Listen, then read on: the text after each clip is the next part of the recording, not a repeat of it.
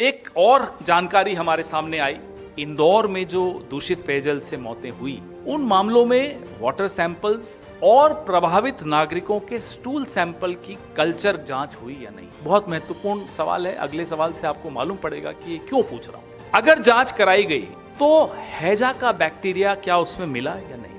ये बहुत चौंकाने वाली बात है।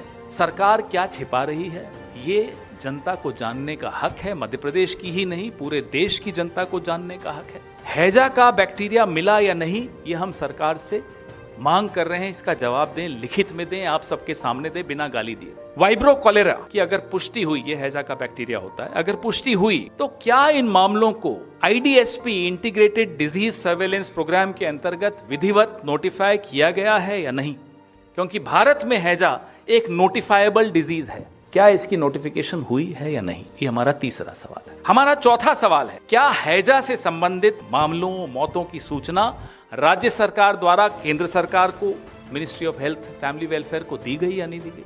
कॉरेस्पॉन्डेंस सामने लाइए। आप दोनों के बीच में, राज्य सरकार और केंद्र सरकार के बीच में क्या कॉरेस्पॉन्डेंस हुई है, वो सार्वजनिक कीजिए। बहुत कुछ छिपाया जा रहा है साथियों। क्या इस हैजा की गंभीरता को देखते हुए इंटरनेशनल हेल्थ रेगुलेशंस 2005 के अंतर्गत WHO को नेशनल IHR फोकल पॉइंट के माध्यम से सूचित किया गया या नहीं, और किया गया तो वो कॉरेस्पॉन्डेंस भी आप सार्वजनिक कीजिए। ये बहुत मौलिक सवाल हैं, बहुत महत्वपूर्ण सवाल हैं।